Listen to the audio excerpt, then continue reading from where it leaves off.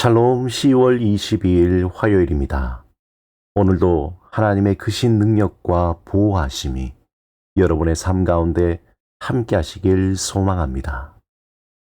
이 시간 시편 말씀을 읽고 묵상하며 하나님 앞에서 침묵으로 기도드리겠습니다. 시편 26편 1절에서 2절. 내가 나의 완전함에 행하여 싸우며 흔들리지 아니하고 여호와를 의지하여 싸우니 여호와여 나를 판단하소서. 여호와여 나를 살피시고 시험하사 내 뜻과 내 양심을 단련하소서.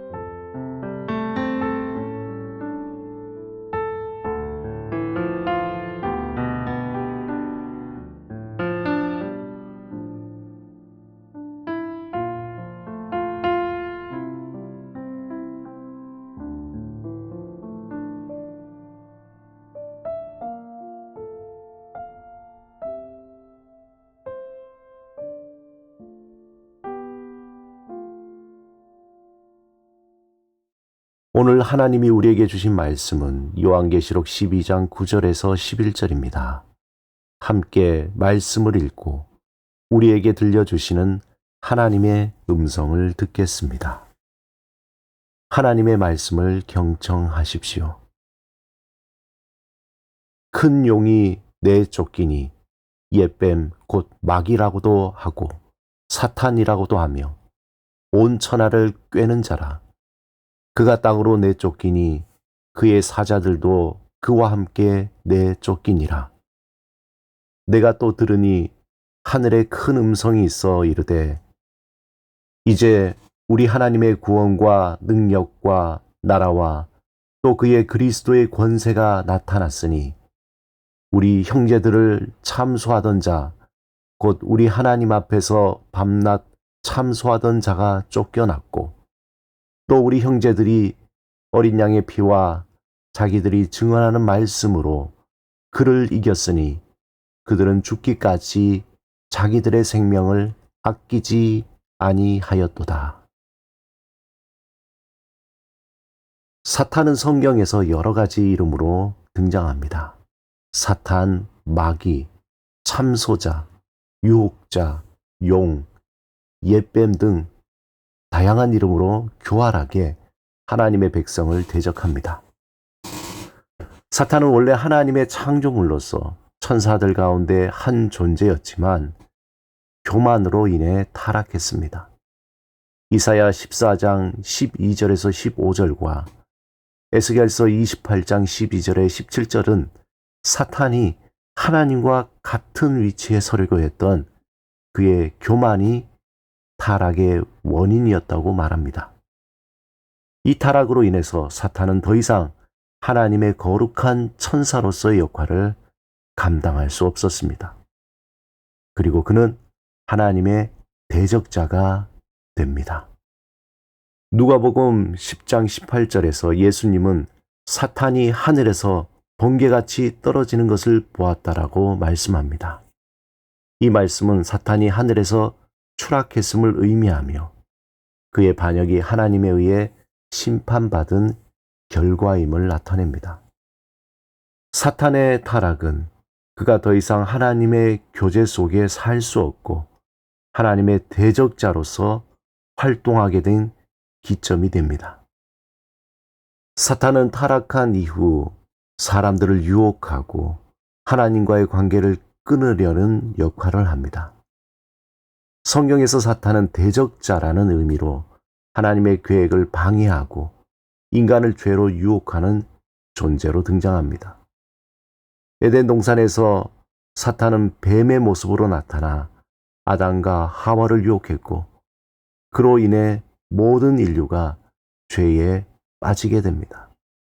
이 사건은 사탄이 인간을 죄로 끌어들여 하나님과의 관계를 깨뜨리려는 그의 첫 번째 공격이었습니다. 또한 사탄은 단순히 인간을 유혹하는 데 그치지 않고 하나님 앞에서 하나님의 백성들을 고소하는 참소자로 등장합니다. 욥기 1장 6절에서 12절에 보면 사탄은 욥의 믿음을 시험하고자 하나님께 허락을 구합니다. 사탄은 마태복음 4장 1절에서 11절에 예수님을 유혹하려고 시도했습니다.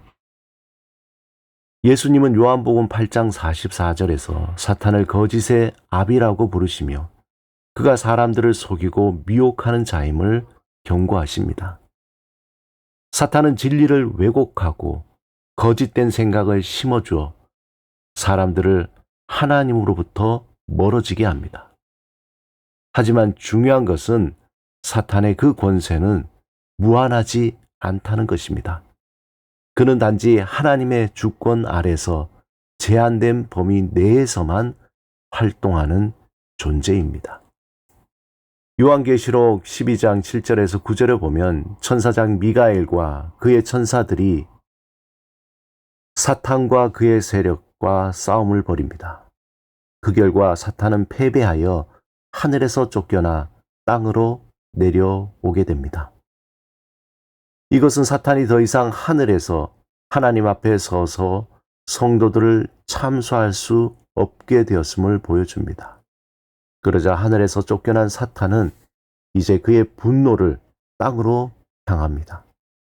계시록 12장 10절에서 11절에 보면 사탄이 큰 분노로 땅으로 내려갔다라고 기록합니다. 그리고 사탄이 자신의 시간이 얼마 남지 않았다는 것을 알고 더욱더 강하게 성도들을 공격합니다. 이때 성도들은 어린 양의 피와 자기들이 증언하는 말씀으로 사탄과 싸워 승리하게 됩니다.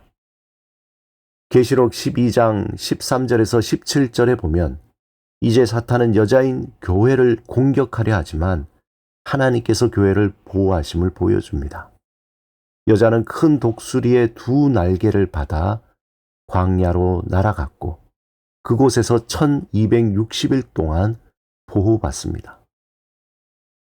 또한 사탄은 그의 입에서 물을 강같이 토해내어 여자를 물에 떠내려가게 하려 하지만 땅이 여자를 도와 그 물을 삼켜 보호합니다. 이것은 하나님의 교회가 광야와 같은 세상에서 보호받고 인내하며 하나님의 구속 사역을 기다린다는 것을 상징적으로 표현한 것입니다. 사탄은 여자의 남은 자손들, 즉 성도들을 공격하려 하지만 하나님께서 끝까지 그들을 지킬 것입니다. 본문 10절에 우리 하나님의 구원과 능력과 나라와 또 그의 그리스도의 권세가 나타났으니 이 말씀은 이 땅에서 우리가 사탄을 이길 수 있는 근거이며 능력입니다. 우리가 사탄을 이길 수 있는 근거는 오직 예수 그리스도의 십자가에서 흘리신 보혈입니다. 그리스도의 보혈은 우리의 죄를 깨끗이 씻고 우리를 의롭게 만들어 줍니다. 사탄의 참소와 고소가 우리를 넘어뜨릴 수 없는 이유가 바로 여기에 있습니다. 우리는 그리스도의 보혈로 덮여 있기 때문입니다. 사탄은 성경에서 강력한 대적자로 나타나지만 그 존재는 하나님에 의해 제한되어 있습니다. 계시록 12장에서 보여주듯이 성도들이 그리스도의 보혈과 말씀으로 그를 이길 수 있음을 선포하고 있습니다. 사탄은 온갖 방법으로 집요하게 하나님을 의지하며 살아가는 믿음의 삶을 포기하도록 공격합니다. 하지만 하나님은 하나님의 성도들을 결코 포기하지 아니하시고 보호하시며 승리하게 하십니다. 오늘도 예수 그리스도의 이름으로 사단의 모든 계략을 능히 이기며 승리하시기를 바랍니다. 함께 기도드리겠습니다.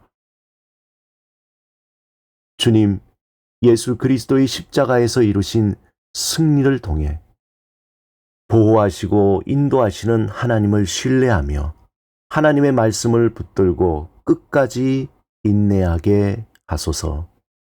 예수 그리스도 이름으로 기도드립니다. 아멘.